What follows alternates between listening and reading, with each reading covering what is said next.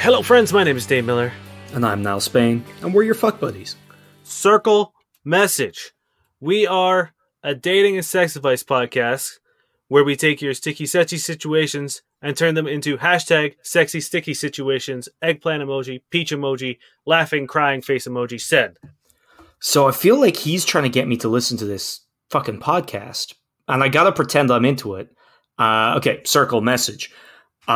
Is that the show where you guys find either questions online or sent in through your lovely listeners, and on the topics of sex and dating advice, eggplant emoji, sex emoji, vagina emoji, then answer them and solve all the problems of modern dating? Tongue face, Irish face, big smile, small smile, medium smile, circle send. Oh, fuck. Guys, we gotta cut. We have to cut. He sent an actual vagina emoji. We can't show that on TV. This is Circle After Dark, Dane. Imagine if there was just like one secret, just explicit vagina emoji. And you just had to say the right word and the circle would be like, all right, here's a giant vagina. Someone's hacked the system. Yeah, one player every week gets the power to send dick pics. Yeah. But you don't know it. They don't tell you. No, your dick pic gets sent without your consent. Yeah, as you can probably tell, me and Dan have been watching The Circle. It's great fun. We got circle fever, baby. Circle fever. I think about it all the time, being like, how would I play this game? I would be really tempted to play a catfish just because I think it'd be really fun. But I think it's like the easiest way to fuck up. Well, I think you got to play a catfish, but also have a persona that fits with your own. Like, you don't go like, oh, I'm super sporty and then know nothing about sports, right? You could still be a guy that's not sporty if you're not sporty yourself, right? Or like, I feel like I would play an old person. Okay. Because old people get like that kind of like, they get like a little bit of a pass, right? You get a little bit of gravitas, you know what I mean? Yeah. You know, you're cute. People aren't going to immediately be like, hey, fuck you, Jerome. You fucking piece of shit, 80-year-old man. If you make any mistakes, you can, ham it up. You can send emojis that mean nothing, which, to be fair, I would be doing anyway, because I have no idea. I read a whole article on the meaning of various colors of hearts and how you should not use different ones in different positions. Yes. And it was like weirdly fucking in depth, and I don't know any of that shit and didn't even retain any of it afterwards. Yeah, so, because like yellow is, I think, like friend heart. Yeah, who fucking knows? They would be like, I'd be on it and they'd be like, no, this guy's not 30. He's fucking 80. That's why they specifically say in the show, they're always like red heart emoji. Because like, yeah, you sent the wrong heart and you're fucked. Yeah, no, I would be useless. So I'll just play someone that's as out of touch as I am. So it's an old man. I think I would go in as myself, but play someone not me. You know what I mean? Like, I don't think I would go the genuine route. But I don't know. I think I would be So you would just use your own image, but then not know the things you're claiming to know about? Yes. That sounds like awful. That sounds like you're basically doing nothing different. You're just making it harder for yourself. Yeah, baby. Hard mode. Circle plus. Just be like, oh, I have a sex and dating advice podcast. And I'm like, he's a white guy. He has a podcast. This checks out. It's real. Yeah. Yeah, he's a guy in his 30s. Yep. Yeah. Oh. Yeah, definitely not catfishing. Then no one would want that hell for themselves. Should we speaking of podcasts, should we do this?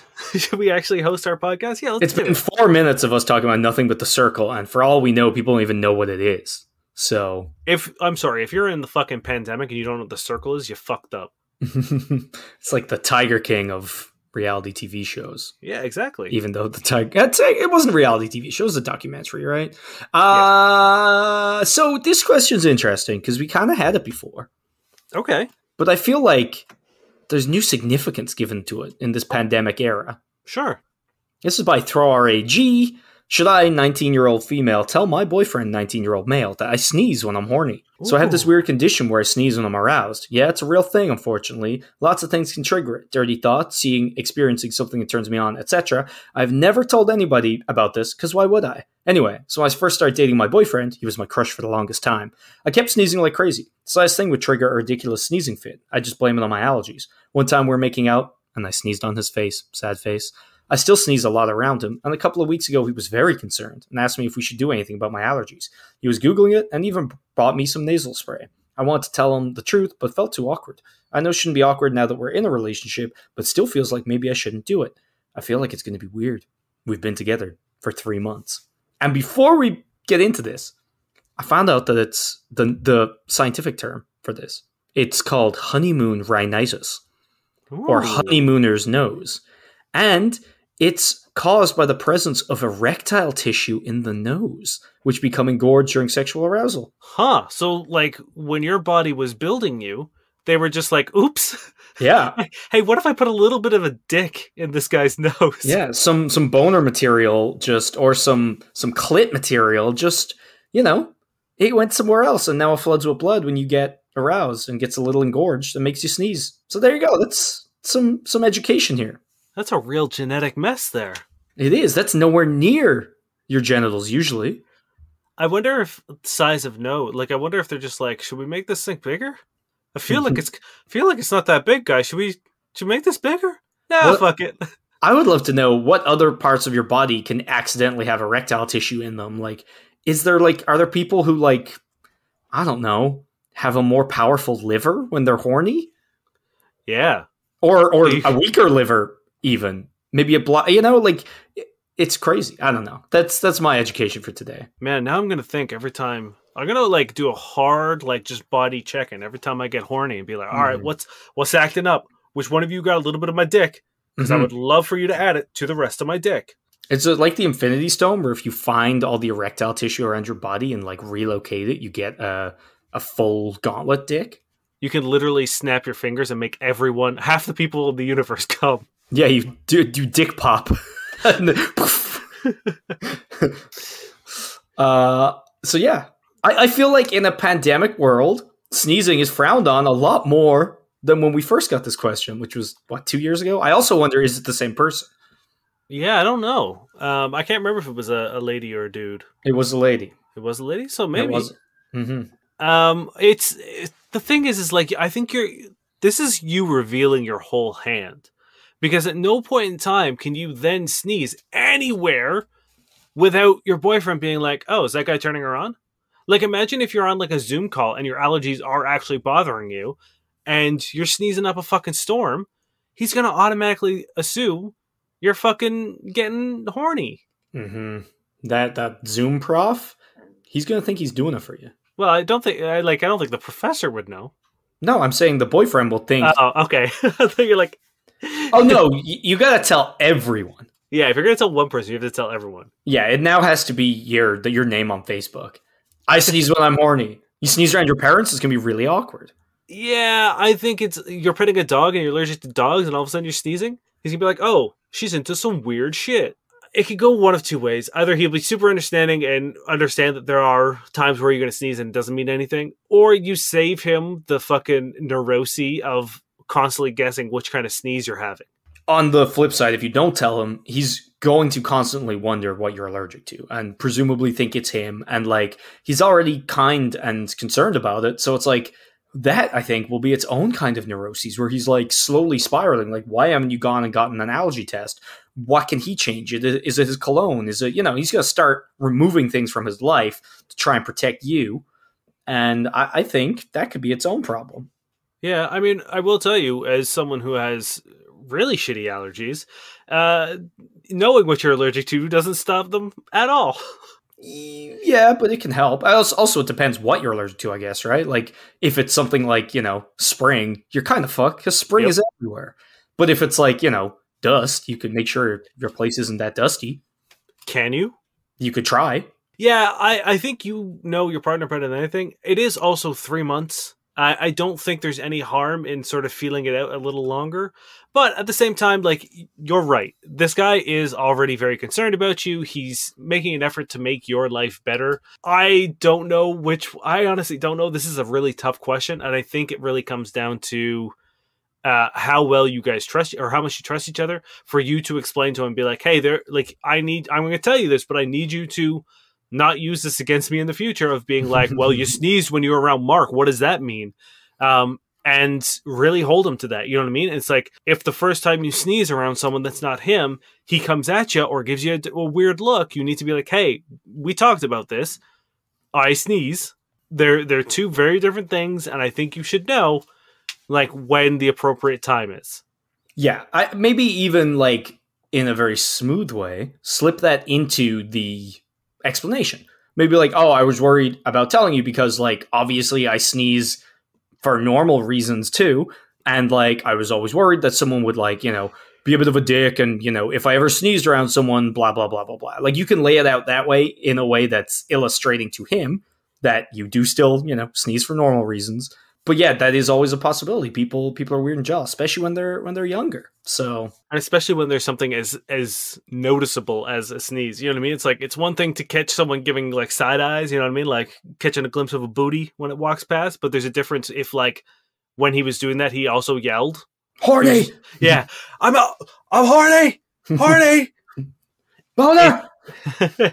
And look, if you guys are going to police each other like that, just be like, cool, every time a girl walks by, I'm going to need to like take a look at the pants to see if there's any stiffening happening. If that's no, don't do that. That sucks. But yeah, I think if you're going to tell him, you need to lay it out and make sure that he's on board with being like, you can't weaponize this against me. And if you do, I'm going to have a very, very short or very small amount of patience in which we can deal with the insecurity that you're facing. And then I'm done. Yeah. So, because you can't like go around your entire life not sneezing. Especially if you have allergies. Like, you don't have a choice. I wake up scaring the shit out of me and my girlfriend with random sneezes. So, like, you don't get a choice on this. Yeah, so I would say tell them probably, but, you gotta make sure you lay it out. And I think, as importantly, if there is an issue, you need to come down on them hard on that first time they mention it and be like, hey, we talked about this. You can't just kind of let it slide because then it will happen again. But if you really be like, hey, we got to sit down and talk about this because we had this discussion and I can't just go around not fucking sneezing. And then if he does it a second time, this is probably not going to last anyway. That's the thing, yeah. It like, again, it's one of those things where whether you sneeze or not, if this person is that jealous, it's going to manifest itself in some other way at some other time. So you're learning something about this person regardless of your tell. Yeah, if there's an issue, the issue isn't the sneezes. Yeah, it was there anyway. Right, this comes from Reddit user a Boomba Beast. Degrade him in bed? My husband opened up last night. My husband opened up last night and said he wanted me to degrade him, tell him how small his dick is, and tell him how bad he is at fucking. I feel awful doing this. Kind of took me out of the moment and made it hard for me to come. I was trying to think of things to say without being mean or hurting his feelings. I don't think he's asking too much of me. It's a pretty simple kink, but I have no idea how to go about it without being mean or saying things that might actually hurt him after the fact. Any advice? Talk to him. Lay out ground rules. Like it seems like he sprang it on you in the moment, which I get it. Like, you definitely don't want to be like, oh, hell yeah, and then go full steam ahead and just like say the worst shit to this person and crush them. But like, maybe tell him now, because I'm sure if you were awkward or hesitant or whatever, he probably picked up on it. So you could be like, hey, the thing you mentioned the other day, if you really want to do it, I am down. However, I am very much aware of the fact that like, there is an inherent danger to saying cruel things to your partner. And for my sake, as well as yours, I want to make sure, what isn't on the table. Maybe have a safe word that he can say in case a particular like path you're going down is offensive. And also look into aftercare, because I feel like that will definitely make you feel better and presumably him as well. Yeah, like that's it. Nail on the head. I think we should also talk about, don't spring your kinks on people mid-sex. No. It's really unfair. Like there's no harm in sort of like, I don't want to say don't do it, because like heat of the moment, if even if it's something as simple as like being spanked, if you're having sex and you say, pull my hair or spank me, cool, that's fine. It's cool that you're letting it out, but also don't expect immediate reactions from it, because people like myself and probably Niall as well, judging by our conversations when it comes to kink, we want to set ground rules. I've had people tell me, be like, I really like being slapped in the face. And, when I was younger was like, cool, I can do that. And they would tell me harder, harder, harder. And then I would eventually cross a line that they weren't comfortable with. And they would get furious with me. And that's such a unhealthy and unsafe way, and dangerous for, in more ways than one way to approach a kink. So if you're going to ask your partner to engage in a kink on your behalf, you need to sort of bring it up on neutral ground, or give them very, very clear guidance as to what you want, which it kind of seems like he did. He did give you some jumping off points. And when it comes like stuff like this, presumably in the throes of passion, you don't need a whole lot of creativity. You know what I mean? Like repetition isn't always a bad thing, especially in like verbal domination and shit. Mm-hmm. You could have found a phrase that he liked and just kept fucking saying it in, meter tones. Mm-hmm. But I think absolutely you need to sit down, neutral ground, and discuss what is on the table. Also, ask him if there are videos that he watches when he masturbates, because I assume like it's like the jerk off instruction and insult is a pretty common porn fetish, and it's a pretty common porn genre. So there's you could guess that he probably is watching these things on his own Mm-hmm. time. Yeah, if it's his kink, he's definitely exploring it at some point. So ask him to like show you a few of his favorite videos, and this will bring you together as a sexual couple. It will give you a little bit of guidance. It'll show you sort of like a master class of what he's looking for. Mm-hmm. If these are the people he's watching to come to. So open up if you're willing to engage in this, go for it, and be ready to do a little deep diving. Yeah, 100%. Like a little sexy homework. There's nothing wrong with that. Like if you're down, and he's just going to be waiting in excitement for the next time you guys do engage in anything. So it's kind of a win-win there. But I would definitely again, I feel like any conscientious lover is going to want to make sure they don't hurt or upset their partner, no matter what. You know what I mean? If it's making sure you don't spank them too hard, or making sure, you choke them properly and pull their hair a certain way and say the right things and not, more specifically, the wrong things. And I think, sure, if you want to pop something up in the throes of passion, okay. But one, make sure it's a safe thing. Two, make sure it's not a complex thing. And three, you have to then be fair if they don't get it right. So if they fumble their lines and you feel a little let down because it wasn't as sexy as you wanted, it's not their fault. They were, thrown in the deep end there.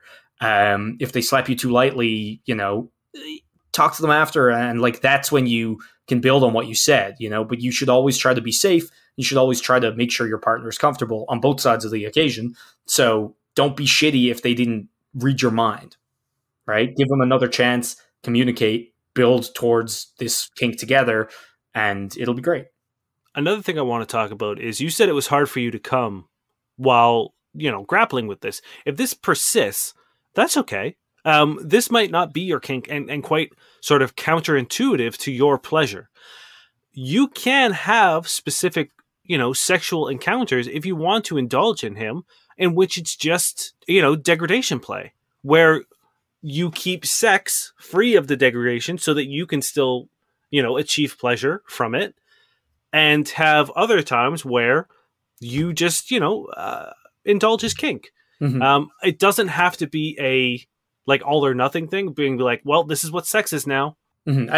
It especially shouldn't be if you're finding that this is taking you out of it. You know what I mean? Exactly. So don't let it get to a point where there's nothing wrong with saying that, being like, hey, I know you enjoy this. For me, it kind of takes me out of the moment. So I'm more than happy to do this every now and then, but I'm not going to, I don't want to do it all the time. Because if you're too worried that you're going to offend them or whatever at the start, and you guys get in a rhythm of doing this for a while, it's always harder to break away from that than it is to just set up a healthy pattern at the start. Yeah, because I've been with women who really, really enjoy degradation play, and I'm kind of the same way, where it's it can be really hot in certain situations, but for the most part, I don't mind dirty talk. I don't mind dominance. That's kind of an area I default to and I'm very comfortable in. But to just straight up insult people and mistreat them verbally Mm-hmm. isn't something I love to do on a regular basis or as on a personal level.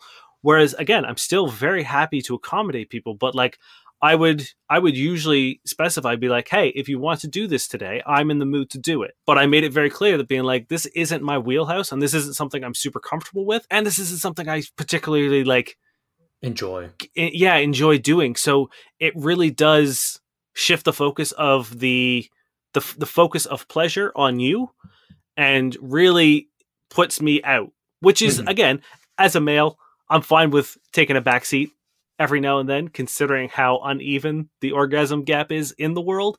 I don't mind doing it, especially for a partner I really like. But it's dangerous if you allow someone's kink that you might not be particularly interested in, but are willing to engage in, become the focus of your sex life. To take over. Yeah.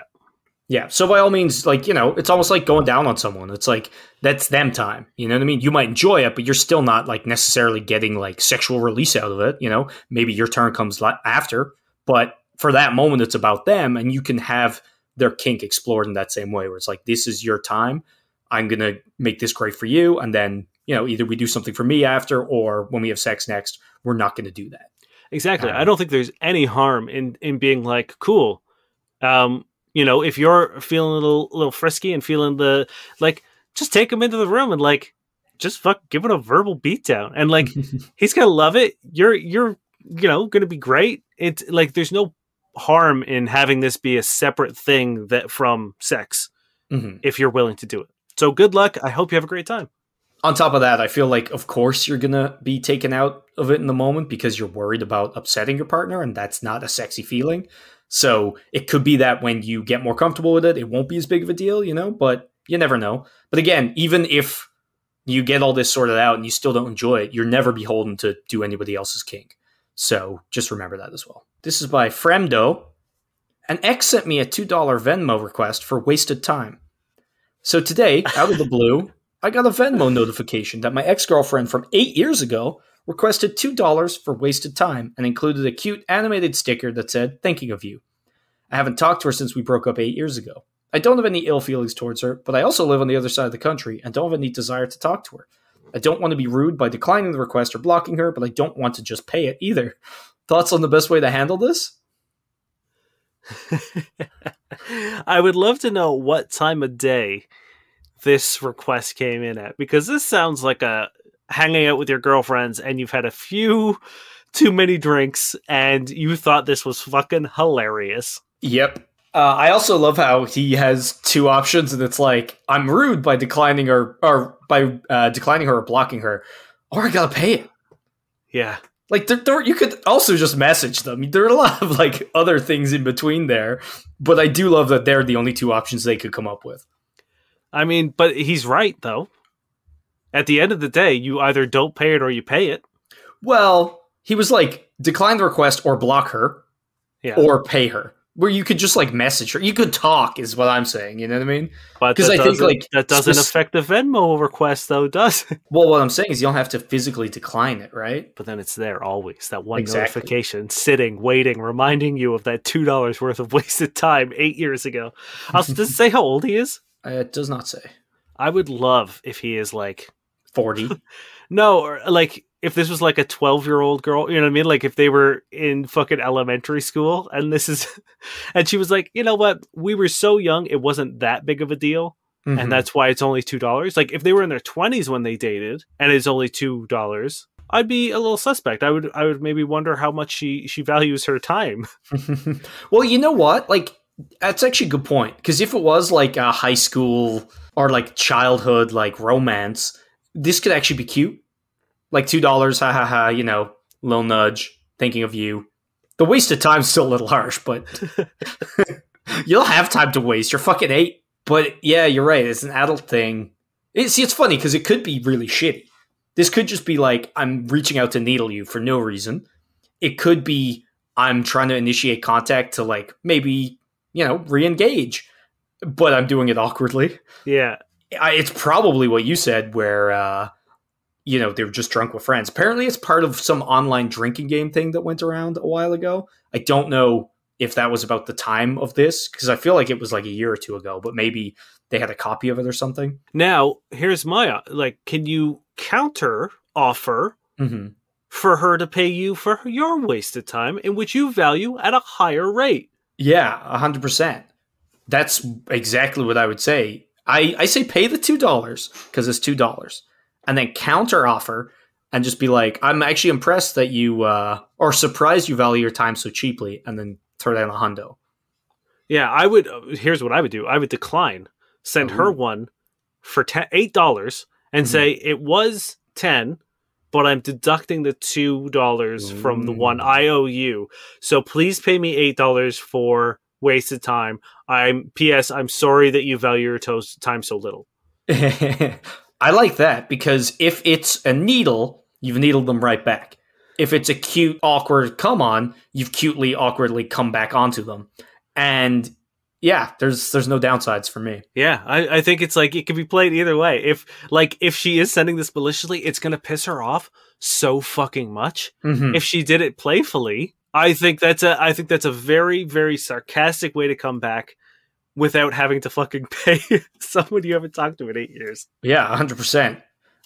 You're also not declining to pay while also not paying. Wink. Yeah. Technically, you've paid her back. It's just coming out of the $10 she owes you. Yeah, she has to pay you to be paid back, which is just a great way to do things. Yeah, 100%. And it's like they have no leg to stand on if they get upset. So best case scenario, they're in your shoes. Then we see another question. We'll answer it next week. Or you get $8. Or you get $8. Yeah, that's a beer. $1 for every year you guys haven't spoke. Yeah, there you go. So Fremdo, you know what to do. Return fire. I also like $8 is a reasonable amount. Yeah. I was going to say 100, but no one's going to pay that. $8 is possible. And like, again, you get beer with that. And you can't do shit with $2. If it is like a drunken thing, she might pay you out of just guilt or embarrassment. That's true. This comes from Reddit user Pootie Tang. Could my mom bod kink be unhealthy? Just looking for some general info, since I don't want to be that guy that would only hook up or date a woman because I have a kink or she fuels my fetish. My fetish for women with mom bods, that is. Not needed to be a mom to have one, though. The mom bod, which I find really attractive, consists of things I like on a woman. Cellulite stretch marks, sag here and there, chubby tummy, thick thighs, love handles, hips. All of which drive me wild. Though I'm asking since bigger, curvier women on the plus size nature usually have one or more of those. So would it be wrong to be with a woman of that type just because I have a kink for a mom bod? Now, is it a kink or is it just what you're into? Yeah, you have to draw the line between a personal preference and body type, which we all have. No one's on here being like, oh, I like people who are fit, like, or, I like a toned stomach, like, oh, it's a kink, am I weird? Like, you know what I mean? Like, that's a preference, and no one would blink an eye at that, so it's like, why would we blink an eye at this? Yeah, if you have a preferred body type, if you find a certain type of person attractive, that's fine. The dangers of that is if it leads into what you kind of talked about is fetishization. Mm-hmm. If you don't see the person and only the qualities of that person, the physical qualities of that person, then you're in trouble. Yes. If you don't rate them as people and only rate them as these, accumulated body parts that, make you sneeze, yeah, you're doing something wrong. But if you're just like, oh shit, that person's attractive, and like we all do, go up, talk to them, and one thing leads to another, nothing wrong with that. Literally everyone has a type. And like I said before, some people's type is a lot more specific. Some people's type is a lot broader. Like, if you look at the women I've dated, you could say that I have a very specific type. But if you look at the women I've, slept with, it's a fucking wide net. Because I don't really have a very specific body type that I find attractive over another. For both of mine, it's very varied. If someone notices you only date blondes, again, as long as you're not dating someone because they're blonde, mm-hmm. If you're dating people who are blonde because that's sort of just the initial attraction you have to people, and then you get to know them and you like them. If you hate the person, but you're only dating them because they're a hot blonde girl, then you're in trouble. I think that's when it becomes problematic and detrimental to both of you. Mm-hmm. But fuck it. If you have a preference, a body type preference, who cares? And this just goes to show, I also want to be like, anyone who's like, oh, I'm too overweight, no one likes my body type, blah, blah, blah, blah. It's like, no, there's someone who likes everyone. Oh, yeah. There's someone who's into you. Don't worry. We don't even, this isn't even the rare example of that. You know what I mean? You can see it everywhere. And we, just because we were mentioning it about the catfishing thing the other day. So 100%, don't do that to yourself. Be honest about yourself, and you'll find people who are into you. And hopefully this person isn't just fetishizing people. But, as Dane said, if you're not just looking at the body parts and fucking throwing everything else out the window, it's fine. Treat people like people, and who cares? If you find them attractive, just make sure it is for the right reasons. Mm-hmm. Fuck, I'll just do this one. This is by Remarkable Ad 2886. My 25-year-old female boyfriend, 25-year-old female, I assume male, said something super weird while we were doing the dirty, and I cannot get it off my mind. What can I do to get it off my mind? So some context before. On this day, we were boiling some beans, and he was in a work meeting and forgot to check in on them, and only found out after the water had boiled away and the beans were burning. Now fast forward to the night. Things are getting heated up in the bed. He's whispering dirty things in my ear, and we're getting ready to do the deed. Clothes start coming off. Hands start roaming around. He's still whispering dirty things, and then he whispers, I burnt the beans. Very seductively in my ear in the middle of all of this. I know, it sounds absolutely comical, but this guy is known for such shenanigans. My first reaction was like, wait, what? And then he repeated it. I burnt the beans. And we both started laughing our heads off. Yes, this guy's my boyfriend. But now I can't seem to get it off my mind. Every time things get heated, I keep thinking of the smell of the burned beans and him whispering it in my ear. I can't help but laugh and lose focus on the sexy times. What do you think I could do to move forward from this? Damn.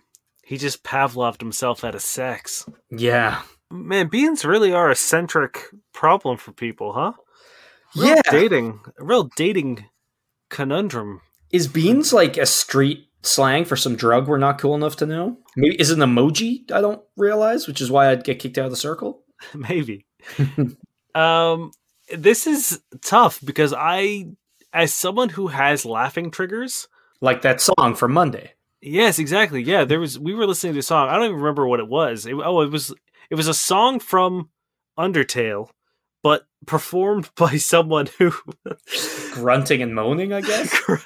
And just like freaking the fuck out. Anyway, it broke me, and for the next couple days, if I thought about it, like even now I'm trying to keep it under wraps, and thankfully I can't picture it in my head right now because we're talking. Mm-hmm. There was also a video of a kid in like one of those head braces. Yeah, I was actually gonna start mentioning that. And he's like, it's actually like good for spinal rehabilitation or something like that. And you essentially like strap your head in there and you dangle from it and like wiggle around. And this kid was just going fucking buck wild. I don't know if you've seen it, but it's one of the funniest fucking videos I've ever seen in my life. I think like the thing that got me, and I fuck me, I just.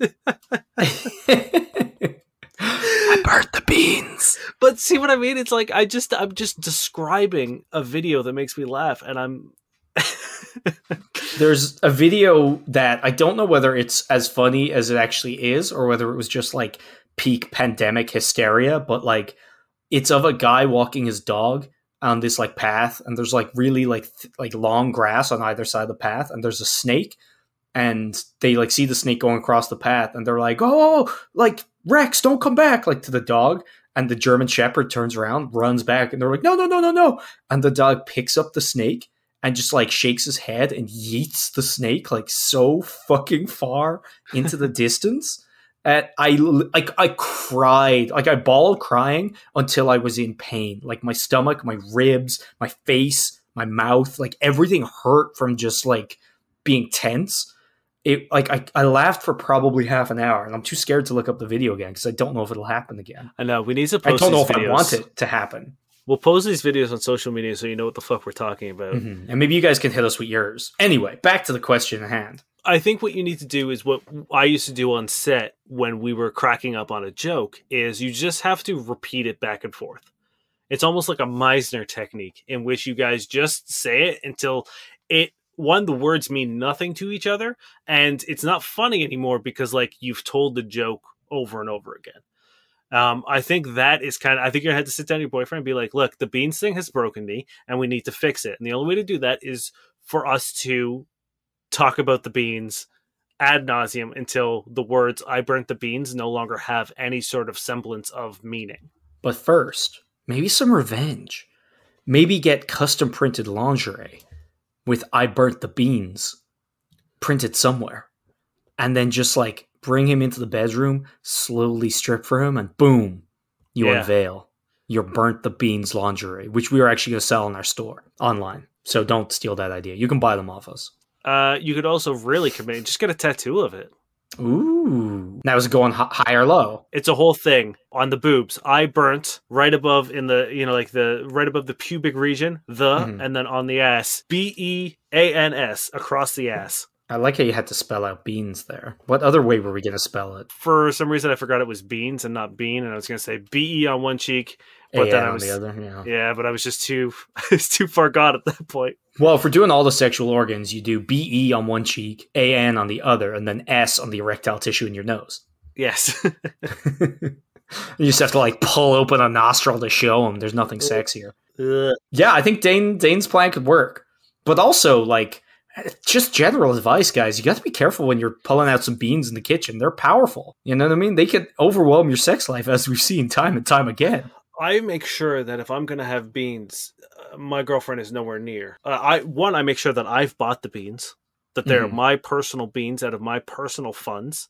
Yeah. 2, I make sure she's not around, so in case there's a bean cooking incident in which I burn them or do something terrible to them. Just ruin sex forever. And 3, for the bean aftermath, in which the toots come out. Bean Aftermath would be a good band name. Hell yeah, man! It's my metal band. I think we solved that one. Are we going quick today, or we are going quick? Let's fucking keep going. All right. This comes from Reddit user Tom Batten17. How to ask out a girl when you don't know if she's interested. This is a question we get a lot, and this is a question I've brought more than once, but I feel like every 30 episodes we should answer it because so many people have this problem. This girl from university added me on Facebook randomly when we were in an online class. Gotta just go for it. Okay. No. There it is. I mean, you're not wrong. I'd spoken to her maybe once or twice in the main class at uni and thought she was pretty cute. Disclaimer, Australia doesn't have COVID restrictions anymore and we're able to have classes at uni. Thank you. Yeah, good job. Cool fucking flex, dude. Anyway, we've been talking for a few days now and she seems great. How do I ask her out? Or even ask if she's interested in me? The university class is over, and I'll never get to see her again. But I can always ask her out on Facebook. So, if you've been talking on Facebook, and you guys don't really know each other, and she added you out of nowhere, these are all good signs, right? I don't think there's any harm asking her out, maybe not specifically as a date, but even then, once you're not a dick about it, or a dick after the fact, it's not really a big deal. So for me, I would just be like, oh, it's a pity, blah, blah, blah, is over. Are you still, I don't know if she fucking flies off somewhere else, or if she's still in the city, or whatever the fuck happens in Australia. So just be like, what? Well, okay, so in Ireland, it's pretty standard that, if you go to university, you live near enough. Unless you're from the country, in which case you'll go back to the country. You know what I mean? Most people in Dublin go to university in Dublin. There's not really the same kind of, moving out, getting your own placeness as there is over here, where it's the fucking city empties after university's over because half the foreign students are gone. Other people, right, okay. You can literally see a rise and fall in the condo market in the fucking city because people leave and come back, and it's sublets even just for the summer are wildly abundant, so there's that kind of culture. So I don't know if Australia is the same, where it's there's a decent chance that she's fucked off back to Melbourne. So if she's still around, just be you fucking it's a pity we never get to meet up for a drink during the year. We should rectify that. Easy. If she wants to meet up for a drink, go have a drink. And if she's yeah, cool, I'll get my friends, you get your friends. That could be a negative thing, or it could just be she doesn't want to be alone with you, which is fair because, have you met the world? And just see where that goes. And if it goes well, hopefully you'll get some vibes throughout the meeting. You can always just be oh, let's do it again, and trust your gut. And at one point, maybe go in for the kiss if it's working, right? Or at the end, just be oh, this is really cool. I like seeing you. I wouldn't mind doing it again. It's if she's meeting up with you, that's also a good sign. But at some point you gotta, unfortunately I can only give you hypotheticals because the real way to figure it out is in the moment when you're there, how things are going. Yeah. Also, it depends on if you guys didn't talk, if you only were oh, hey, that girl's cute, then it doesn't sound like you guys are friends. It just sounds that this is a girl you're interested in asking out on a date. Mm-hmm. So really, it's not like you're losing. It's not like this is your best friend of 12 years in which you just realize you have feelings for. Mm-hmm. There's no downside here, really. Well, again, once you're not a dick. Yeah, exactly. It's a woman you might have talked to 2 or 3 times in person and now has randomly added you on Facebook and you guys have been chatting. This is the prime situation to ask someone out on a date, because if she's no, and you don't have any interest in being friends with her and you just wanted to date her, then it's cool. I would say, don't fucking be a weirdo. Don't be a fucking asshole. If she does say no, and that means that you don't have any interest in, following up on a relationship with her, just peter off your conversations every now and then. But there's no harm in asking. There's literally zero risk in asking her out right now. You said you're never going to see her again. Mm-hmm. So even if she's ew, I can't believe you'd want to ask me on a date. It's sure, your feelings might get hurt, but I don't have to face that again. See, that's another thing. It's once you're not really fucking creepy, you know what I mean? Once you don't send her a video of you just rolling your dick back and forth in your hand, and that's how you ask her out. You know what I mean? If you're hey, you're really cool. Do you want to go grab a drink with me sometime? If she's ew, then fuck that. It doesn't matter. Don't even get offended if she's that shitty. Yeah. You know what I mean? And again, not that she should like you, but I mean, if she responds with ew, like that's being shitty. You know what I mean? But if she just says no, like fuck it. Again, like she's not going to go tell her friends you're a big weirdo if you're not a big weirdo. She's not going to say you're a creep if you're not a creep. It's just going to be like, oh, sorry. And she's probably going to feel quite nice about herself. And if you're cool, you'll feel fine about yourself afterwards. And it either means you don't have to waste your time by like hoping this conversation goes somewhere, or if you do want to be this person's friend, then these thoughts will be put away, out of the way. You can just actually get on with being her friend. It's all win once you're not a dick. And do not get pissed off if she says no. Don't be a dick. Yeah. So basically, don't be a dick and you're fine. Ask her out. If you want to ask her out, do it. Because what? Literally nothing to lose. Yeah. So speaking of rejections, or possible rejections, this is a question by Swordance X. What are the worst in real life rejections / blowouts you've experienced? Here are some of the ones etched in my memory. During a girl, a run was opposite me. I told her hi. She screamed, "Go fuck yourself" in Russian and continued running. In my neighborhood bar, a girl told me I looked like a cancer patient. I'm bald and lost over 130 pounds. I was shook, but half an hour later, when she saw I knew most of the bar staff and regulars, she came up and said she lived above the bar. I laughed and ignored her. And finally, visiting friends in Russia, I went to a bar where Hidden Girl dancing. We danced together when a drunk massive guy stood next to us and asked if she knew him. Said it's her husband. Luckily, he was too drunk to understand what was going on, so I went back to my friends with my face intact. Blah, blah, blah. Basically, he's asking, what are your worst in-person rejection / blowouts you've ever experienced? I would say just expanding it. Because like I feel like a lot of people are scared to be rejected, which is where a lot of the like angst comes from. But it's like, what are your worst? I mean, this is going to sound like a weird flex. I don't think I have like a really bad one. That's part of why I've had this question for the last 3 weeks. And part of why I didn't bring it in was because I felt weird also saying that. But like, I then realized it's probably a really good thing to get that out of the way because like people are so scared of rejection and it's never fun, but like it's never or usually never more than like, oh shit, that sucks. You know, like no one's turning around being like, this fucking asshole or like, you know, this creep, I'm gonna tell all my friends. It's like there isn't really this kind of like worst case scenario that sometimes you might imagine. It's usually pretty low key. Yeah, I'm trying to think like, no, like just a very polite no thanks or, you know what I mean? Like and like anytime that a rejection has gotten fucking weird, it's always been on like I've told the story of I once asked out a woman and she was like, oh, I just got out of a relationship. No thanks. I was like, oh, okay, cool. And then like out of nowhere, she texted me being like, what are you up to? And I was like, nothing. And she's like, cool, I'm on my way to a date. And I was like, okay. And then she got very upset at me for like, I think I jokingly just said, it's like, oh, you're trying to make me jealous. And she like lost her mind and sent me like pages of fucking texts about how, you know, I was a terrible person. And it's like, I guess that might have been my worst rejection. But at the same time, it's like, I'd already been rejected. That wasn't really the rejection. Yeah. You know what I mean? Like when she said, you know, oh, sorry, I'm out of a relationship. I'm not really looking to date. It's like, that was the rejection. And that is fine. That's a completely normal thing to say to someone.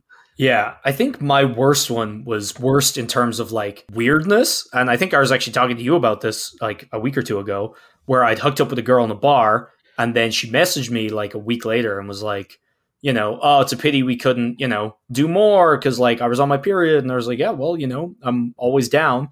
And she was like, oh, I can't though. You look exactly like my brother. That was it. And then she sent me a picture of her tits. It was really weird. So like, worst in terms of like bizarreness and like general life, but like it wasn't bad. You know what I mean? So I just kind of want to get that out there. It's like in this situation that we just talked about with the Facebook message, like unless you're creepy, there is no kind of like worst case there. Yeah. And it's like, look, maybe someone's going to be shitty. Sure. It's a possibility, but like that's not a reflection on you as long as you're not being shitty first. If someone reacts poorly, then it's like, okay, they have some issues. They're not a nice person. That has nothing to do with you. Move on. And I know that's easier said than done, but it needs to be in a mindset of being like, I'm approaching this honestly and genuinely and respectfully. And that's really all you can do when you're asking someone out.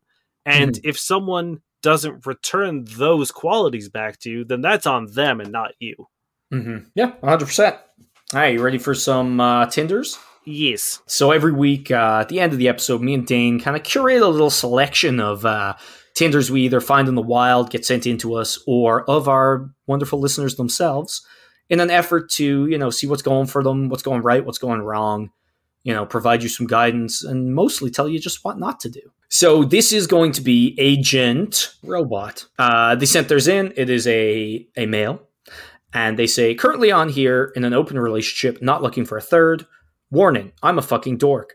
I'm a total nerd who loves beer, D&D, music, football, and dogs. Basically waiting for the eventual dad bod to set in. All right. I would say my big thing on that would be get rid of the word warning. Mm-hmm. Right? Warnings aren't a good thing. And if I ever scroll and I'm just like not really paying, if I'm absentmindedly swiping and I see the word warning, that's going to be a red flag for me just right off the bat, regardless of what follows it, even if it's a joke. Mm-hmm. I think you could find a better word, a disclaimer, or even just being like, I don't know. I'm trying to think of a word that like doesn't immediately give me the heebie-jeebies, because anytime anyone says like anyone's saying like, oh, disclaimer, I'm usually like, oh, this is gonna suck. Mm-hmm. Because it's like you're putting a stipulation on shit, despite the fact that you're literally just describing yourself. Mm-hmm. Well, the funny thing is, I think we could just do without that line entirely. Yeah. Because immediately below it says, I'm a total nerd. You know, you're saying it twice, which I think could be lending too much importance to it. And also, I do kind of understand where Dane's coming from on the warning thing. Aside from that, what I love about this is that at the top we have, what you're looking for, where you're at, relationship-wise. Very clearly stated. Mm-hmm. That's great. And then it lays out what you like: beer, D&D, music, football, dogs. And then there's a bit of humor with the dad bod at the end. These are all good things for me. Yeah, in terms of constructing a Tinder profile, it's got to be short and sweet, which it is. You've got to sort of like give an idea of what your headspace is in terms of your like dating mentality. You fucking do it, and then you got to give a little information about yourself. Great, perfect. Yeah, the only thing I'd say is get rid of the warning, disclaimer, any of that, because like that usually 9 times out of 10 is followed up with like, must be, 6 foot or higher, or, you know what I mean? Like there's usually that sort of bullshit. And also don't give people a warning about who you are. Like, own it. You're a fucking nerd. That's fine. It makes it seem like it's a bad thing. I'd be really interested to know if women have the same aversion to the like warning thing, because I don't know if it shows up in as many like male profiles in the way that we're kind of like complaining about it, right? Yeah, I don't know. But yeah, overall, I think this is like a 9 out of 10. I mean, yeah, get rid of that fucking one line and you got a solid profile, my dude. Mm-hmm. Yeah, you seem fun, you're approachable, they know what you like, you're funny, you're open and honest. I dig it. What I really like, and I think it's really important for people who are poly or in open relationships, is clarifying that you're not looking for a third. Because I think a lot of people approach people in open relationships or people who are in polyamorous relationships with an air of uncertainty or an air of like, oh, this is going to quickly devolve into being like, want to join us? When it's not always like that. So I think that's an important distinction to make. Yeah, that is actually, again, just like that openness in the first bit, like gets at what you're doing. I love it. Okay, this is Enla. I was born in Canada, but grew up in Hong Kong. Recently, I moved back to Canada. I will live here for a long time. I hope to meet some polite people, not hooligans. I'm just looking for a serious relationship. If you are not sincere, please don't slide right. Hobbies, music, movies, guitar, photography, travel. I hope I can find someone who will spend my life with me. Did we do this one before, or is there a real problem with Toronto hooligans? It's so close to the other one, but not enough, which either makes me believe that, one, yes, Toronto hooligans are a major issue, or two, it's a bot that's just like recycling the same kind of like general shit. I really don't know, but like I'm giving it a 1 out of 10 because I'm a hooligan and I don't like being called out like this. Yeah, as a Toronto hooligan, fucking step up. Maybe we don't want you here for a long time. That sounds xenophobic. I'm sorry. I was like, no. You can stay as long as you want. We're happy to have you. I do love that they're like, I will live here for a long time. It just seems like a really strange thing to say. Yeah. I mean, great. Canada's a great place to be. So we're glad to have you. I'm sure. As someone who's been here for a long time, I would never say that, but okay. Yeah, maybe you could tell us what it's like to steal all our tax dollars as an Irish immigrant, Niall. Well, you just man up and go back to work, Dane. No one is going to understand what we're talking about there. Nope, not at all. Yeah, it's pretty bland for me. It's getting a 6. Yeah, it means nothing. I'm going to give it a 5 because I don't care one way or the other. This is Aliyah. Hi, I'm looking for a date char. Don't know what that means. Who have date a char. CHAR. Okay, cool. So it's a date character? There's also a like laughing like with like the teardrop coming from their forehead emoji like right fish. after that. Oh, oh shit! They want to date a fish. Yeah. They should have gone on Plenty of Fish. Got him. Hey, hi, I'm looking for a date char who have a vision, good sense humor, and a purpose in his life. Also, if he used floss, we can even get married. Joking apart, I'm looking for someone to talk who is rational.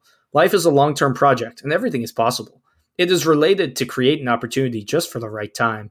Being kind and open mind, having a good sense of humor, brackets turn me on, or essential, than having muscles.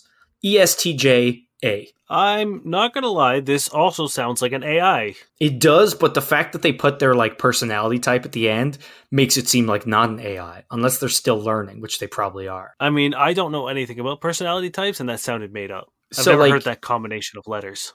Yeah, maybe it's not even one. Maybe it's just meant to look like one. That would be the funniest.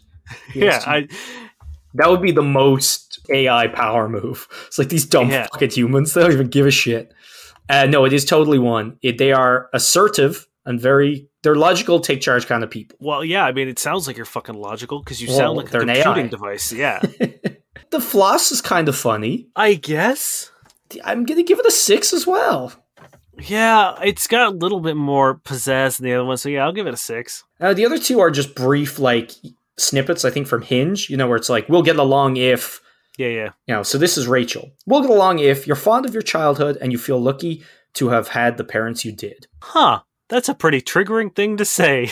Right? Because, like... That's a weird power move. It's like your value, to me, is based on whether your parents weren't shit. Yeah, it has nothing, like, someone's childhood, I mean, just the sheer number of things that kids could potentially have gone through, like, or people have gone through as children, whether it's the death of a parent, abuse, fucking injury, trauma, like, there's so many things that people could have persevered through, and to have that thrown in your face so flippantly and so, like, pointlessly. Yeah, it seems like such a weird, arbitrary, and, like, cruel thing. It's like, okay, fuck me if, like... because I know a lot of people who've grown up through rough times, and, like, I would say it's made them all very, very good people because they dealt with shit and developed and overcame. And, I think most of the people I know who've been through horrible things are some of the best people I know, in spite of that, which I think is incredible. So to be like, hey, fuck you, because of things that are largely outside of your control is wild. And very ignorant to me. It's funny because it's such a brief snippet, but I hate it. Yeah, I mean, like, the only thing I can think of is, like, they're trying to say that, like, they're thankful for their family, and there's just a way better way to phrase it, where it's not accusatory of people's potential trauma. I'm giving that a 0. You need to work on your fucking worldview and understand that there are spectrums out there that do not involve, your cozy world. I'm glad you've had a great childhood. I'm glad you have amazing parents. I am one of the few people out there who can say I had the same. You know what I mean? It's like, I had a very, very easy childhood, despite, the hardships that I did have. But I know in comparison to some of the other things that even people that I love dearly have gone through, I was like, I had a fucking cakewalk. But that's not going to color how I treat other people. You know what I mean? Like, I don't know. It's fucking weird. It's weird to be like, I will only engage with and respect people who have had the same fucking, cakewalk life. Yeah, it's tone deaf and ill. Like, it's a big faux pas at best, and it's you being a shitty person at worst, like a very shitty person. It's a 0. Yeah, it just screams. Yeah, it Ignorance. Screams privilege, and I don't want it. Get out of here. It's 0 for me as well. And lastly, we have naturalness. The way to win me over is being adequately attentive, affectionate, brackets, verbally and physically, and prioritizing me, brackets, very independent, but I need to know that I'm special to you. I'm not going to lie to you, naturalness. Doesn't sound like you're very independent if you need constant reassurance. Yeah. Also, I've realized reading this that calling yourself independent is itself a red flag for me. Because I feel like you usually don't have to say that if you are. Yeah, it's along the lines of people saying they're unique. I'm like, well, you aren't the person who gets to decide that, I am attractive, Dane. Yeah. I am funny. So, again, I don't hate this nearly as much. I think your mindset in terms of, like, what dependency is might be skewed. I think might not be as independent as you think you are. Mm-hmm. I don't think there's any harm in saying that, like, I value physical affect or verbal and physical affection. I don't think there's any harm in that. Mm-hmm. I don't necessarily think it's the right place to put it on your dating profile, because it makes, no matter how accurate or nonchalant you try to make it, it's always going to come across as needy. Yeah, it comes across not only needy, but then self-conscious about how needy you are. So, like, you're coming across in a lot of negative ways to me, you know what I mean? Because, like, if you want to just be like, hey, prioritize me, that's cool. It's needy, but whatever. Be like, prioritize me. I'm very independent also. But, like, it's weirdly defensive. It's strange to ask to be prioritized by someone you haven't met yet. Yeah. Be like, hey, I'm a very brand new person in your life, but I need to be at the top of your list. Because one, it's like, I don't like being told, like, me personally, I don't like being told what to do. Mm-hmm. And someone telling me that they need to be important in my life fucking sucks. I hate that. I've changed my mind. This does upset me, and I'm giving it a 3.